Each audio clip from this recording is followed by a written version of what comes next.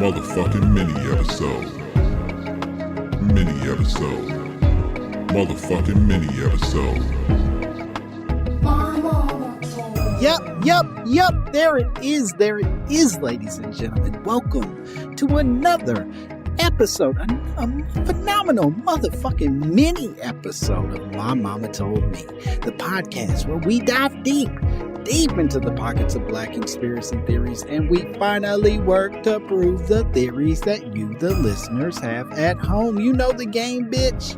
Don't you sit there, you dirty slut, and play coy like you don't know how the fuck this works. It's very simple. You submit, I read them shits, and then I talk about them. I did a little research as well, but I mostly just read and talk. That's the core of everything that I'm doing here, and goddamn, do we have an interesting one today. Something, I guess, that I had sort of like heard vaguely over the years, or at least a reference to something that I had a vague understanding of, but that I was excited to dig into further. This message, the message from the listener at home, came to me from a person who calls themselves Alex. He said, "Yo, Langston, you can call me Alex. That's not my real name, but I'm a black man in America, so use a fake name." I don't know.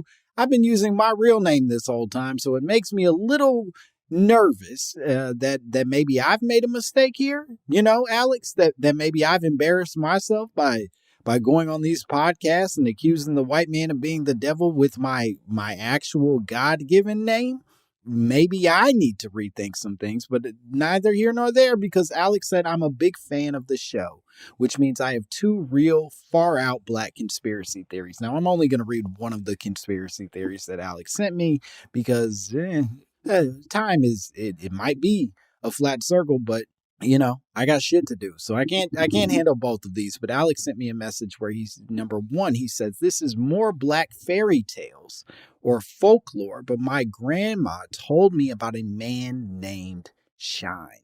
Shine was a supernatural Negro, a traveler and fixer of sorts. Think Mary Poppins, but a black man with a good helping of hobo mysticism. The way she told it to me, he was the first person to make lemons out of lemonade. Patriarchy, am I right? I'm not sure how that relates to the patriarchy, but I'm listening, Alex. Seriously, I would often hear something like Shine didn't have a bowl, so he ate his cereal out of cup.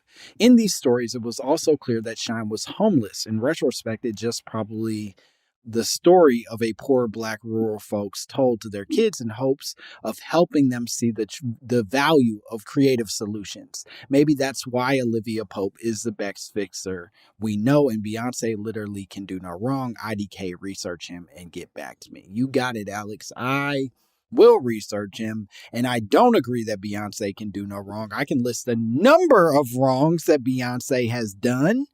I'm not going to start because I don't need to burn any more bridges. You've listened to enough episodes of me accusing her of being an Italian who faked her pregnancy to know, hey, we think Beyonce is corruptible, you know? We're not convinced that Beyonce is a superhero on this side of the microphone, but that's neither here nor there. I wanted to look up as much as I could, Alex, about Shine, because I do think this is an interesting figure, an interesting sort of folklore that has been passed down in black oral history. And that's a good place for us to start, because everything that I read said that there isn't actually that much literature, written information about Shine. That Shine, this figure, mostly exists in oral traditions in black history, that like he's a person who was sort of spoken about, but nobody was just writing books and legend about him. They weren't documenting Shine's actual existence until much later. In fact, one of the first pieces that anybody can actually point to that documents Shine actually comes from a song by legendary blues folk singer Huddy Ledbetter, aka Leadbelly. Y'all might know Leadbelly,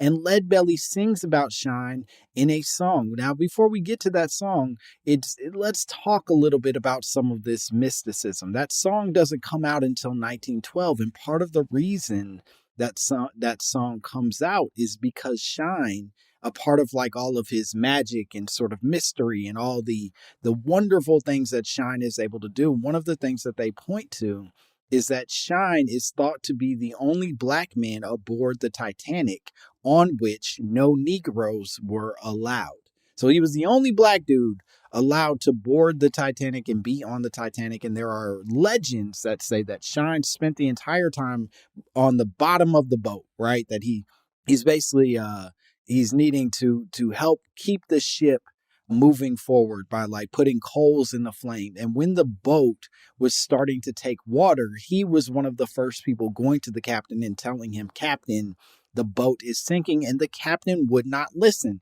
The captain ignored him. The captain called him a dirty mud monkey. I don't know what captains say to the guys that load that load coal, but I bet he called him a mud monkey of some sorts. And he called him a mud monkey, and he told him, "Go put the coals back in there." And Shine knew that that boat was sinking. And when the time finally came for those who could escape to escape, and for the boat to make its sort of like final wave before it went to the bottom of the ocean, there were plenty of people begging Shine, all these other people on the ship begging Shine, various white people begging him to help save them from the sinking ship, and Shine refused, focusing instead on saving himself. That's the legend that sort of comes out of the Titanic. And in a lot of ways, that's the legend that often is attached to Shine. It's these moments where he is sort of like at the bottom of the figurative totem pole. I'm not even sure if that's an okay statement anymore. I don't know if we still speak that way, calling things a totem pole. That feels like maybe we're misusing somebody else's culture in a way that we probably shouldn't, but I said it anyway, and you'll correct me if I made a terrible mistake. But Shine is at the bottom of all class, but he finds a way always to work his way to the top, or at least work his way somewhere out of where white society told him that he belonged. He's sort of like if the most interesting man in the world. You remember those most interesting man in the world commercials? The beer for Dos Equis. And, you know, the most interesting man in the world, if he were a black dude, but instead of having sex with beautiful women on expensive balconies, he's just eating at restaurants where all the customers wanted to hang him. You know? He was meant to be hanged, but instead he just kind of gets to finish his pie and skippity-doo-dah about its day, you know? One of the things that people point to from this Shine story is that they believe at least some of the Titanic relationship to Shine was actually born from 1912. They're citing 1912, and this is why it's important, because it is when the Titanic, the staff of the Titanic, refused to travel the then world famous boxer Jack Johnson. They wouldn't let Jack Johnson on the boat because he was black. The captain, in fact, said, "We are not hauling no coal," in reference to Jack Johnson wanting to make the trip, and he was refused. And so Shine sort of was, or at least this iteration of Shine was born from that story. Now, Leadbelly then made a song about it. He's sort of like saying about how stupid the captain was, and how, you know, Jack Johnson may not have made it, but Shine did, and Shine showed those crackers what's what. That's more or less what Leadbelly's song is about.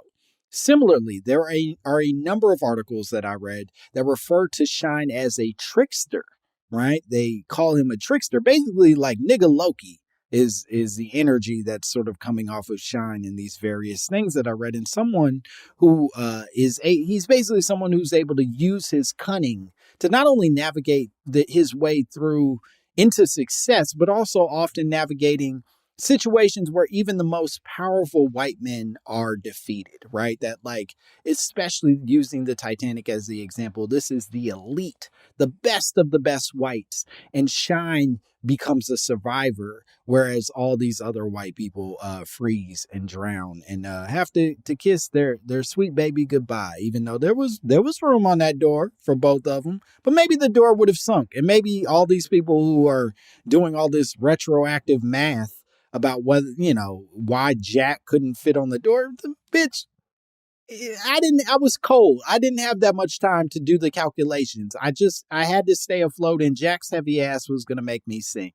I get it, Rose. You made a choice. You let the boy drown. Or were you going to bring him back to New York and you guys were going to build a life together? This motherfucker was a painter. You're a goddamn debutante. You know, you're a woman of class. You can't afford to let him survive. Let him sink. Let him sink and get a sweet kiss and whisper, Jack, Jack, Jack. Out into the water and then blow your whistle. I think you did the right thing, Rose. Let that motherfucker sink. He didn't offer anything but some sexy pictures of French women. That's my stance on the whole thing.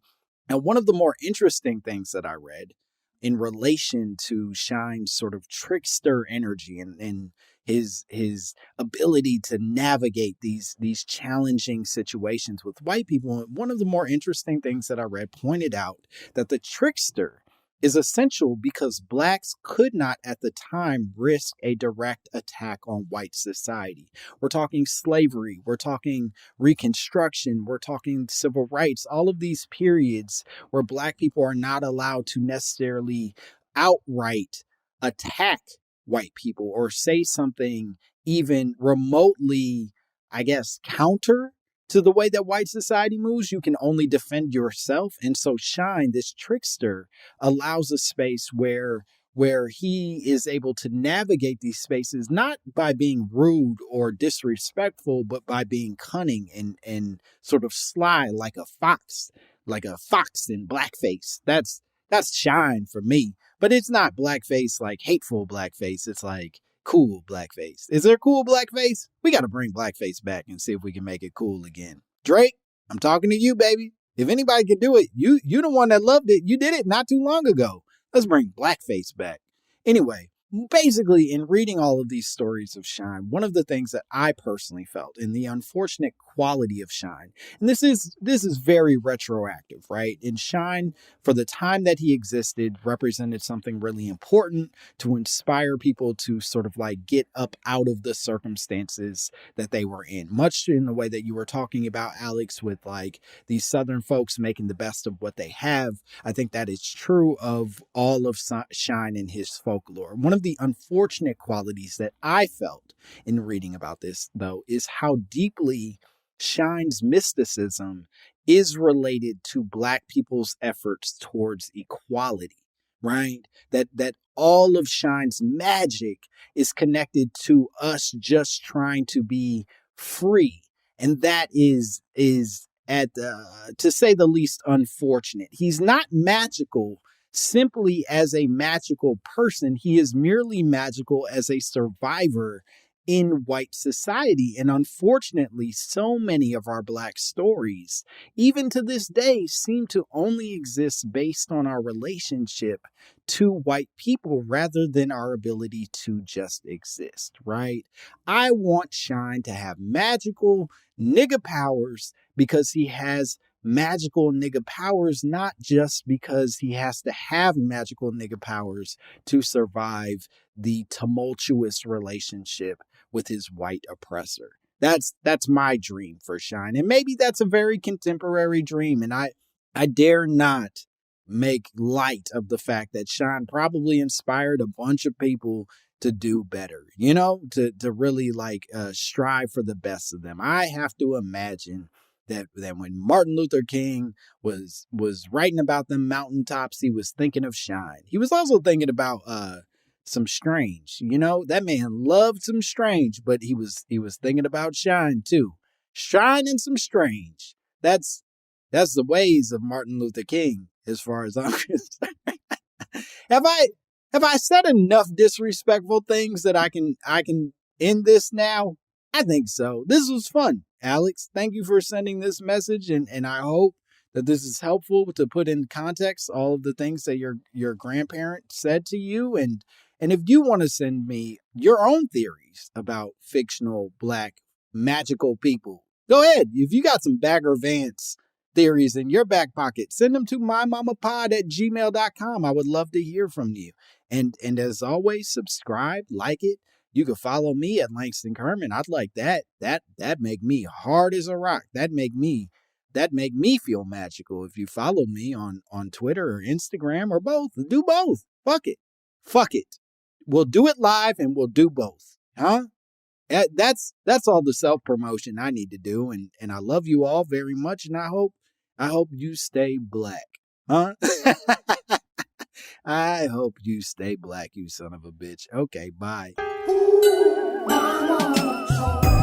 Motherfucking mini episode. Mini episode. Motherfucking mini episode. Motherfucking mini episode. Mini episode. Motherfucking mini episode.